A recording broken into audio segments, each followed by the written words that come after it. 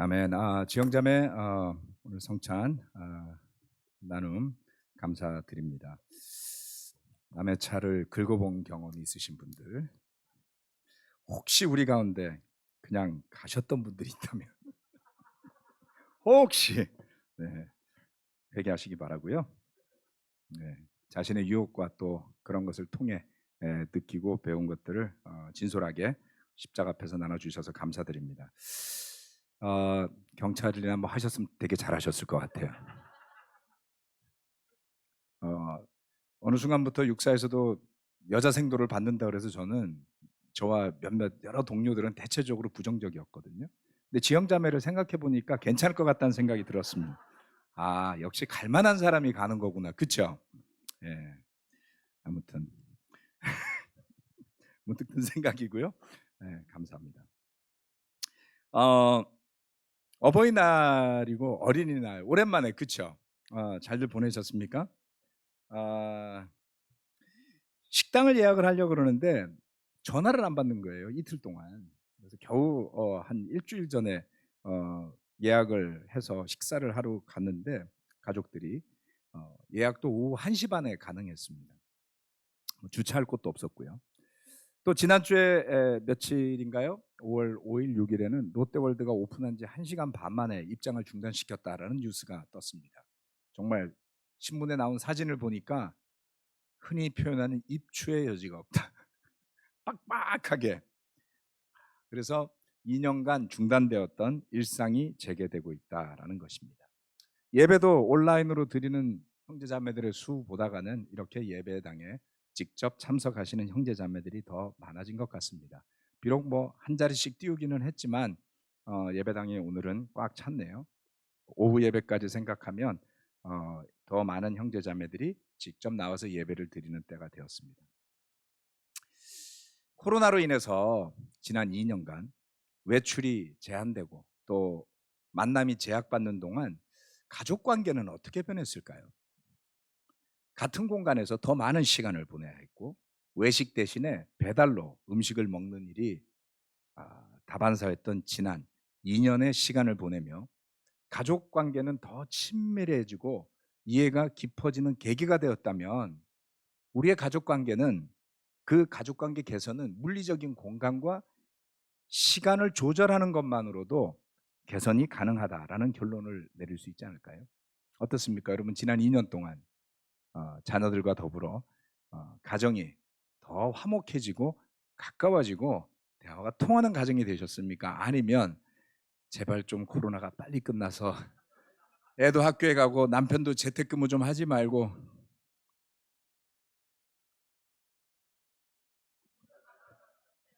좋아졌다고 말씀해 주셨네요. 만약 그렇지 못하다면 뭐 정답이 있으리라고 생각하지 않습니다. 여러분 자신을 한번 생각해 보십시오. 아, 공간과 시간을 더 공유한다 할지라도 그것이 큰 유익을 주지 못했다고 한다면 보다 더 근본적으로 해결되어야 할 문제가 있다라고 생각해 볼 수 있지 않을까요? 2년여의 시간을 보내면서 우리 사회를 바라보건 또 가정의 다이내믹을 바라보건 또 우리 교회 내의 다이내믹을 바라보건 보다 더 감사해지고 화합하는 쪽으로 나왔다라기보다가는 코로나의 영향이었을까요? 더 다투게 되고 사이의 골이 깊어지게 되는 쪽으로 움직인 것 같아 안타까운 마음이 저에게는 있습니다. 성경에 나오는 가정들에 대해서 살펴보았습니다. 뭐 가족의 달이니까 오늘 5월 8일 저는 가정에 대한 말씀을 준비해 봤습니다. 가정이 교회가 될 수 있다면 이라는 제목입니다. 성경에 나오는 가정들도 여러 가지 다양한 가족사를 지니고 있는데요. 혹시 성경에 나오는 가족 중에 여러분이 가장 닮고 싶은 가정이 있습니까? 하나의 롤 모델이라고 할 수 있는 가정. 어떤가요? 아브라함의 가정 어떠세요? 아니면 이삭의 가정. 아들 둘인데 네. 아니면 설마 야곱의 가정. 거기는 조금 네. 아니면 가장 하나님을 사랑했던 왕으로 묘사되는 다윗의 가정은 어땠습니까? 신약으로 넘어와서 베드로의 가정, 별 이야기가 없어서 알만한 내용이 없습니다. 가정이 교회가 될 수 있다면 오늘은 고린도서와 로마서, 사도행전 말씀을 중심으로 거기에 나오는 가정들 중에 영감을 주는 몇몇 가정에 대한 이야기를 나누고 싶습니다.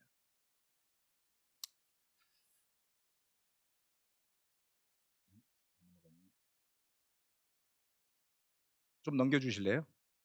네. 복음이 중심이 된 가정입니다. 첫 번째, 고린도전서 16장 19절 말씀. 아시아에 있는 교회들이 여러분에게 문안합니다. 아굴라와 브리스가와 그 집에 모이는 교회가 다 함께 주님 안에서 진심으로 문안합니다. 아굴라와 브리스가라는 부부는 사도 바울과 함께 사역을 했던 부부로서 특별히 에베소에서 아볼로에게 복음을 전하면서 선교에 큰 역할을 했던 한 부부였습니다. 오늘 이야기는 이 브리스가와 아굴라, 브리스길라라고도 표현되는 자매와 아굴라라는 형제 두 부부에 대한 이야기로 시작을 좀 해볼까 합니다. 신약 성경에서 아굴라의 아내는 브리스가 또는 브리스길라라고 불립니다. 혹시나 싶어서 제가 했던 강해 설교에 이 내용을 좀 자세하게 언급한 게 있나 들여다봤더니 브리스가와 아굴라에 대해서는 간단하게만 언급을 하고 지나갔더라고요. 오늘은 그래서 그 부분을 좀 더 보강하는 의미에서 말씀을 좀 드리겠습니다. 이들이 특징이 있습니다. 언급되는 곳에서는 반드시 이 둘의 이름이 한꺼번에 언급이 됩니다.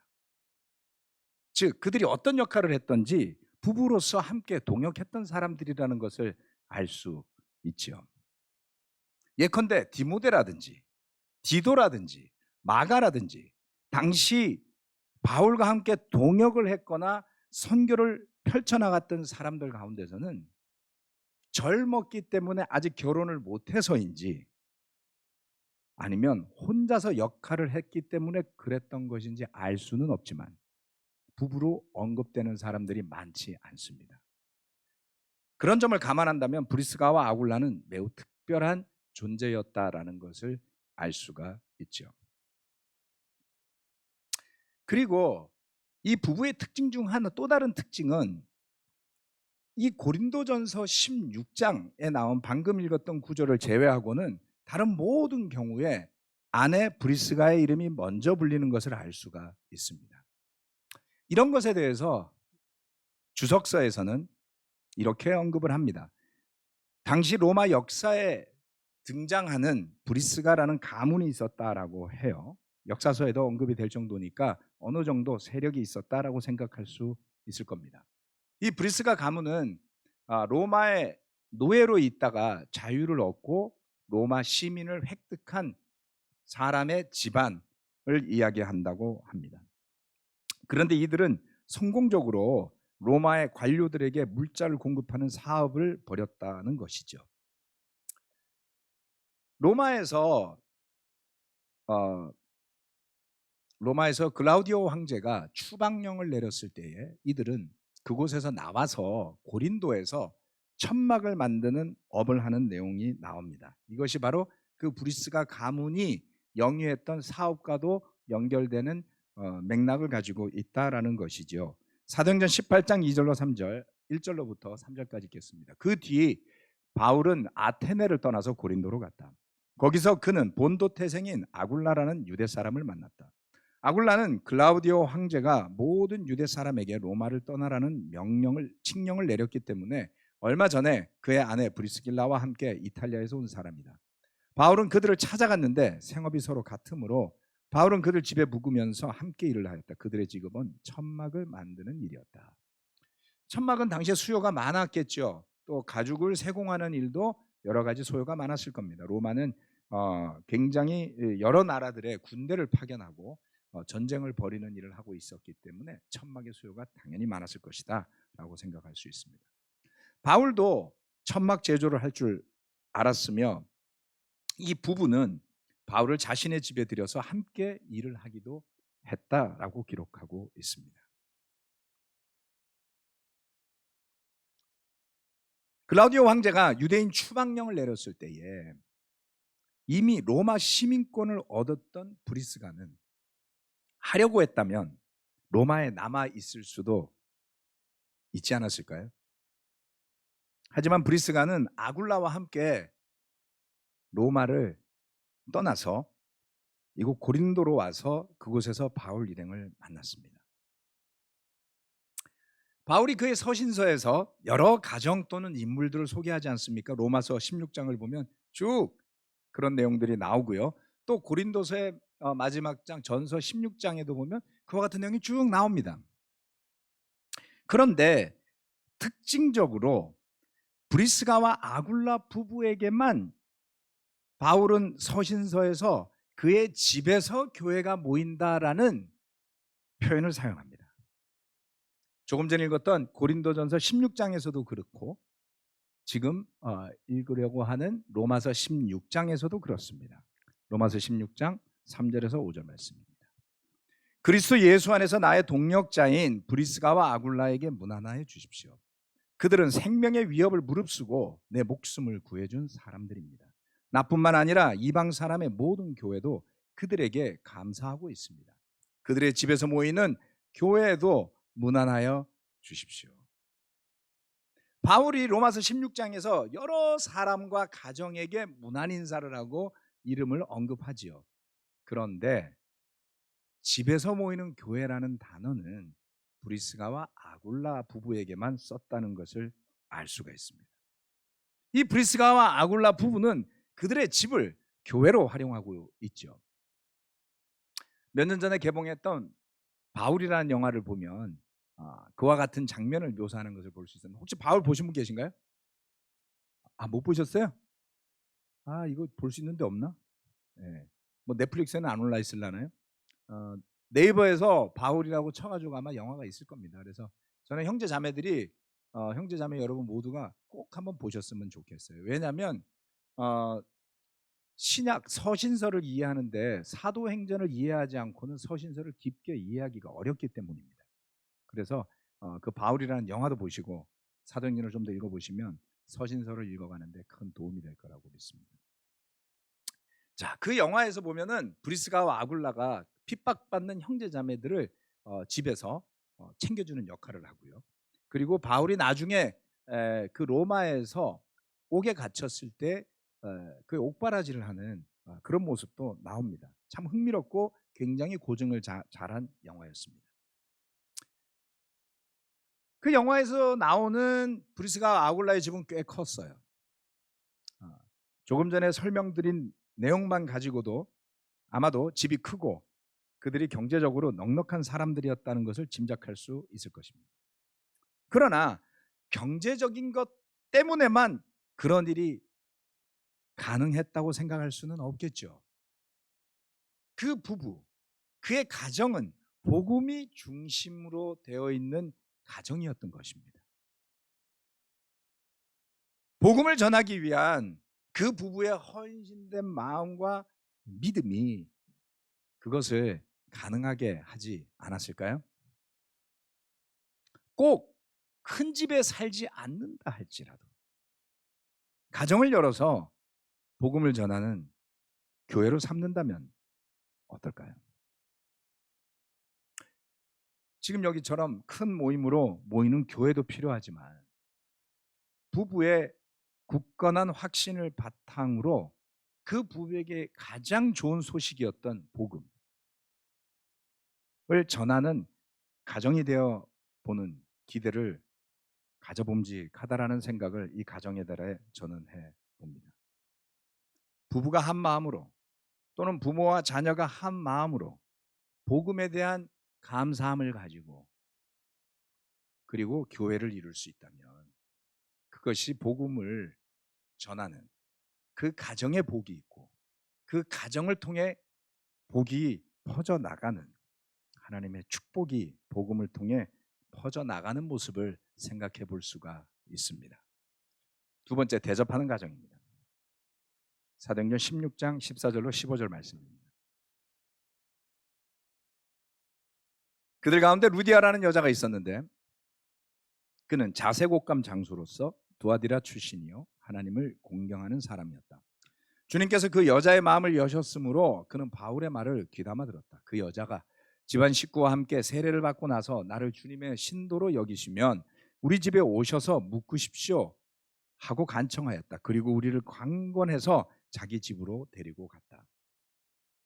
참 대담한 자매의 이야기입니다. 사도행전 16장에 보면 2차 선교 여행에서 바울 일행이 아시아 쪽으로 가려다가 못 가고 바다를 건너 마케도니아 지역으로 건너가는 이야기가 나오죠. 그리고 그들은 결국 빌립보에 도달하게 됩니다. 그런데 그곳에서 만난 루디아라는 여인은 그녀의 가족을 다 데리고 복음을 듣고 세례를 받습니다. 거기서 끝이 아니죠. 그뿐만 아니라 그녀는 강권해서 바울 일행을 집으로 모시게 됩니다. 그녀의 가정이 남을 대접하는 일에 적극적이었음을 알 수 있다는 것입니다. 저는 이 부분에서 단지 결혼한 부부만을 언급하는 것이 아닙니다. 싱글이라 할지라도 자신이 속해 있는 소그룹과 함께 이런 일을 할 수 있습니다.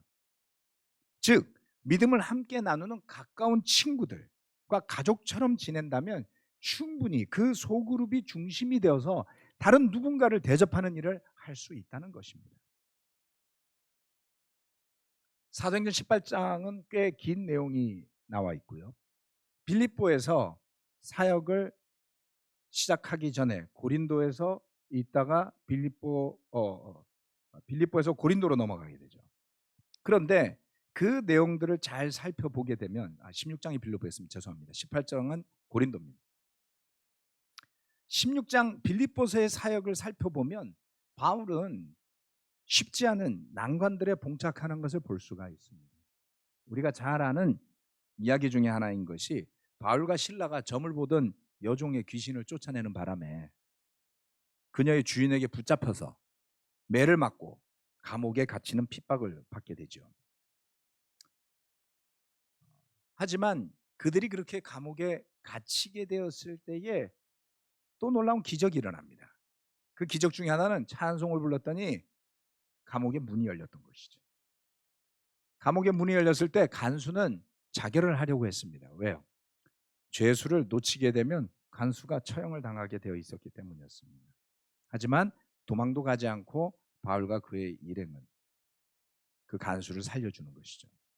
그래서 간수는 어떻게 했습니까? 33절 말씀입니다. 그 밤 그 시각에 간수는 그들을 데려다가 상처를 씻어 주었다. 그리고 그와 온 가족이 그 자리에서 세례를 받았다. 간수는 그들을 자기 집으로 데려다가 음식을 대접하였다. 그는 하나님을 믿게 된 것을 온 가족과 함께 기뻐하였다. 놀라운 장면이죠. 이 간수는 바울과 그 일행을 집으로 데려다가 음식을 대접합니다. 그렇게 대접하는 그 가족은 함께 기뻐하죠. 이처럼 가정은 단지 그 가정 구성원들의 서로의 필요를 채워주는 곳일 뿐만 아니라 다른 누군가에게 복음을 나누며 또 가장 소중하고 따뜻한 음식을 대접하는 곳이기도 했습니다. 한번 생각해 봅시다. 2000년 전 간수의 집안이 넉넉했기 때문이었을까요? 종종 우리는 넉넉한 사람들이 대접을 한다라고 착각을 하곤 합니다. 아니면 당시 아시아 지역의 문화가 그처럼 남을 대접하는 분위기여서 그랬을까요? 그럴 수도 있습니다. 문화의 일부였다라고 생각할 수도 있지요. 네. 우리나라도 시골에서 한 40년, 벌써 그렇죠. 한 4, 50년 되네요. 70년대 시골에 가면 인사가 밥 먹었냐라는 거였어요. 그러지 않았나요? 연마을에 가면 만나 뵙고 어른들한테 인사드리면 밥 먹었어? 그래서 밥 안 먹었으면 들어와서 먹고 가라는 인사죠. 그렇게 해서 저도 삼촌 댁에 놀러 갔다가 밥도 많이 얻어 먹었습니다. 요즘은 제가 아파트에 살면서 10년이 넘도록 옆집 사람을 커피 한잔 하다고 초대했는데 오지 않습니다. 부담스러운가 봐요. 문을 닫고 들어가는 순간, 지금은 빌라로 이사를 했는데 빌라는 4층까지밖에 없잖아요. 1층은 사람이 없고 2층에 두 집, 3층에 두 집, 4층에 두 집, 5층에 두 집 있는데요. 2층 사람은 걸어 다녀갖고 엘리베이터에서 볼 수가 없습니다. 그러면 3층, 4층, 3층 두 집, 4층 우리 집 빼고 한 집, 세 집, 5층 한 집 해서 네 집밖에 없어요. 그러니 이사 가도 3개월이 넘어도 엘리베이터에서 사람을 못 봤어요, 제가. 근데 어쩌다가 엘리베이터 마주치면 코로나 때문에 그런 것도 있지만 너무 어색해요.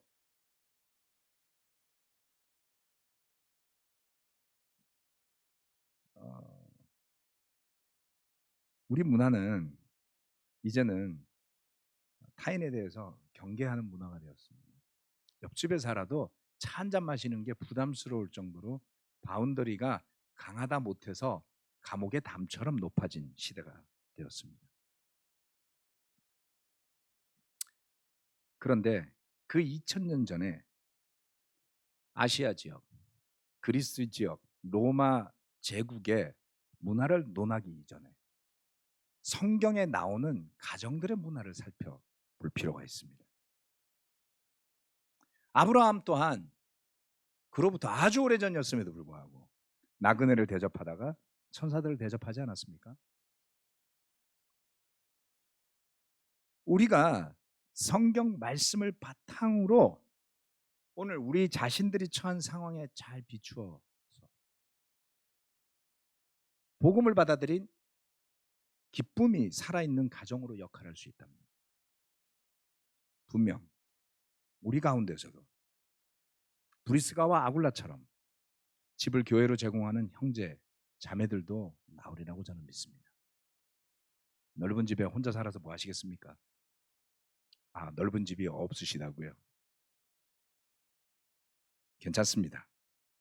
리디아나 빌립보 감옥의 간수처럼 기꺼이 집을 열 의향이 있으시다면 우리 가운데서도 서로를 대접하고 이웃을 대접하는 가정들도 늘어갈 것이기 때문에 그렇습니다.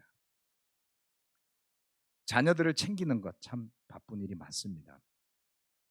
어릴 때는 물리적으로 바쁘고요. 중학교 정도 들어가면 사춘기를 겪느라고 부모도 자녀도 둘 다 정신이 없는 시간을 한 6년 보내고 나면 멍해지는 것 같아요. 대학 보내면 끝이라고 생각했더니 끝이 아니죠. 네, 복잡합니다. 졸업하면 끝일까요? 저희 어머니와 끝나는 일이 없다고 말씀하셔서 저도 이제는 그렇게 생각하고 있습니다. 자녀에 대한 부모의 걱정은 끝날 날이 없는 것이 맞지요. 우리 안에 변명이 있을 수도 있습니다. 그렇게 나와 내 자녀 챙기는 것도 힘들다라고 할 수도 있을 겁니다. 인정합니다. 쉽지 않습니다. 그러나 이 가족의 달에 내 가족만 생각하는 것이 아니라 이웃을 향해서도 넉넉한 복음의 인심을 나누면 어떨까요? 그것은 꼭 넓은 집이 있어야만 한다든가 일정 수준 이상의 소득이 있어야만 한다든가 시간이 넉넉한 직업이라야 한다든가 하는 조건이 붙을 필요는 없다고 저는 믿습니다. 우리 교회 안에서도 열심히 섬기는 분들이 많아졌습니다. 그런데 그분 한 분 한 분들의 면면을 살펴보면 방금 말씀드린 것처럼 집이 넓다거나 번창하는 개인이 사업을 운영한다거나 시간이 넉넉해서 하는 분들은 한 분도 있지 않습니다. 복음에 감사하기 때문에 그 기쁜 소식 때문에 내 삶이 밝아졌기 때문에 그 밝음을 나누고자 하는 믿음 때문에 그 주변이 밝아지는 것을 우리는 혜택을 얻으며 살고 있지 않습니까? 가정이 교회가 될 수 있다면 어떨까요? 가정이 교회가 될 수 있다면 비단 이렇게 예배로 모이는 때뿐만 아니라 여러분이 돌아가서도 영적인 힘을 놓치지 않고 이어가며 듣는 복음에서 나누는 복음으로 나아갈 수 있으리라 믿습니다. 함께 기도하면서 우리 가정이 교회가 될 수 있도록 서로를 도와나갈 수 있었으면 합니다. 말씀 마치겠습니다.